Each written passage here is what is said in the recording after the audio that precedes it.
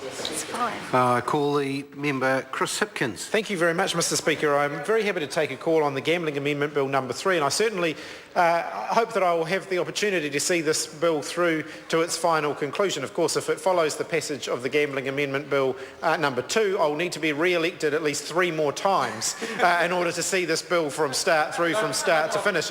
I hope that the government have more success in passing this than the last 3 governments have had in progressing the Gambling Amendment Bill number 2.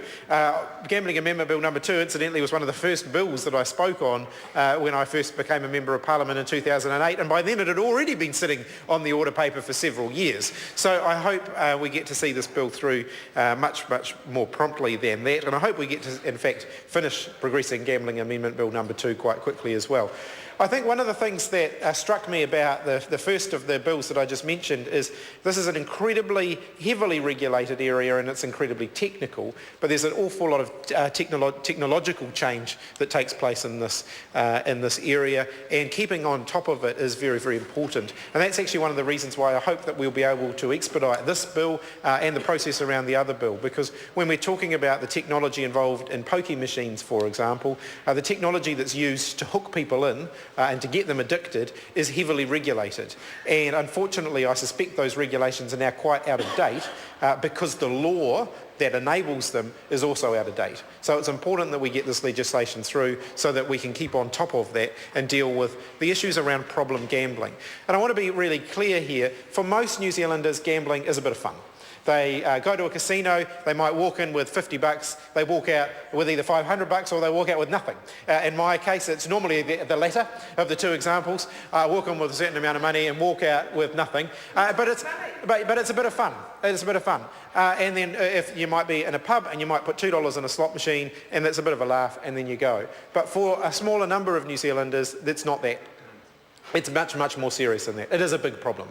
And I see those examples in my own electorate, and they're tragedies, and we should be taking all of the steps that we reasonably can to ensure that we minimise the harm from gambling and we minimise the potential for people to get hooked in that way. And we put basically some fences at the top of the cliff rather than dealing with the problems when they arise. And I know that that is some of what this bill is all about.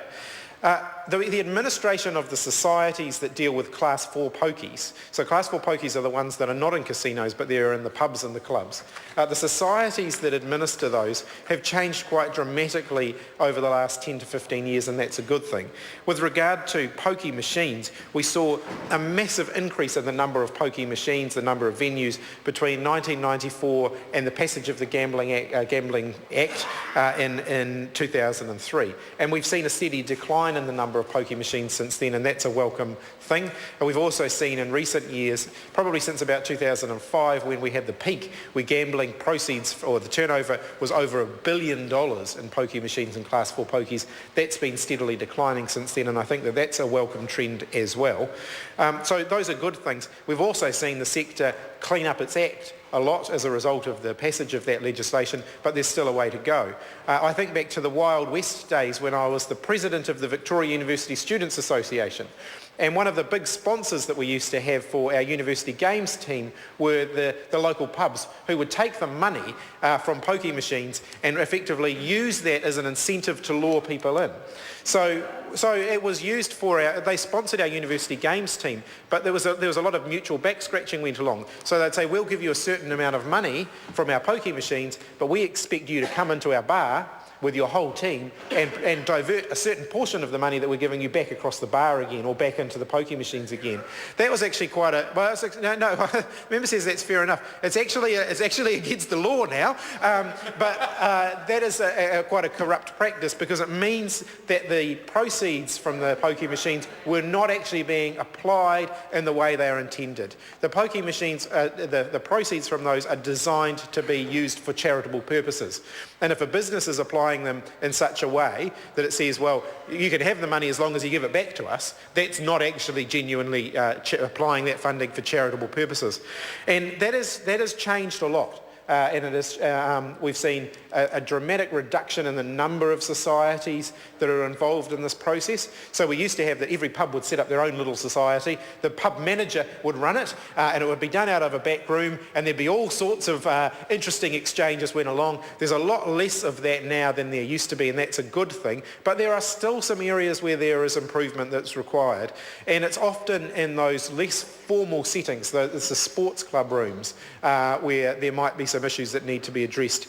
And so I think that there are some pragmatic and sensible changes in this bill that will help to address with the remaining issues that exist around that. And there are also some anomalies that this bill starts to correct, which I also think are very sensible. It's always irked me a little bit when you pick up a copy of the Sunday papers and you see these full-page advertisements in a very tiny font listing down every individual grant that some of the societies have made.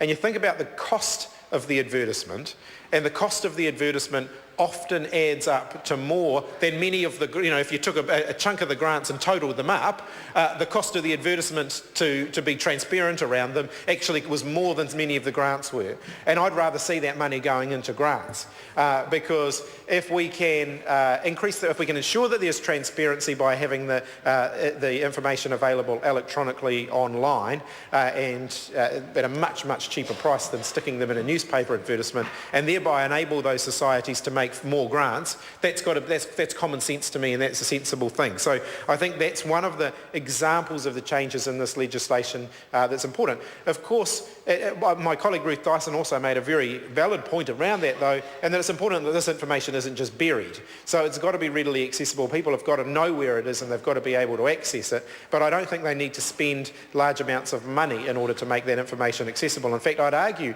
that putting it online in a searchable form is a far more accessible way of making that information available than putting out a full-page newspaper advertisement with tiny little letters that you need a magnifying glass to be able to read. So I think those are some relatively sensible provisions in the Act, which I think will certainly improve the situation enormously. Now, the Labour Party has been very supportive over a long period of time, since 2003 when the Gambling Act was first introduced and passed. Of course, there's a long history about that legislation. My colleague Grant Robertson would wax lyrical about that for many hours given the opportunity, because of course it started as the Responsible Gambling Act, but after it had been through the process, I think they dropped the word responsible and it simply became the Gambling Act. But I think there has been a real drive over the period of time since then to ensure that we do put responsible into the responsible gambling legislation, and the Labour Party has supported that right the way through. And so each time there's an opportunity for us to go a little bit further, to refine the system down further, to increase transparency and to reduce the potential for problem gambling to be a problem, we're going to be very supportive of those things. So this legislation certainly makes some of those things better. I mentioned before the societies involved, and I think that the changes to conflict of interest provisions in this bill that will help to stop that situation whereby somebody who's involved in the administration of one of the societies or the running of the pokie machines can eventually end up being a beneficiary of the grants. The conflict of interest provisions in this legislation are a big improvement on what we've got now, and I think that will be very welcome. The final point that I want to make, and I think that this is a more difficult issue to deal with, it's not dealt with in this legislation, but I think it will need to be dealt with by the Parliament, is ensuring equity in the way the grants are applied in terms of the communities that they're drawn from and the communities that they are invested back in.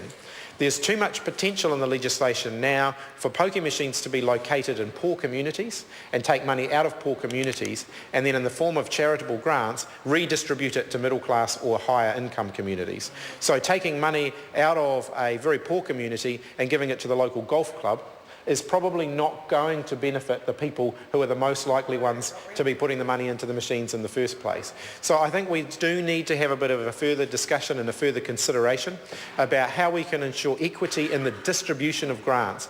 And I want to acknowledge in my own electorate, the Rimataka Licensing Trust. They have a conscious policy of saying we will only reinvest this money in the community in the communities that it comes out of.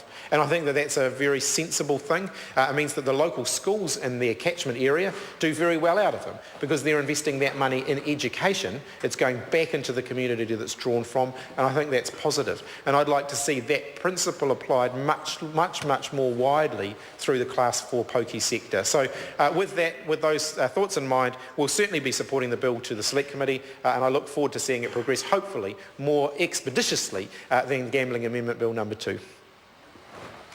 I call Mark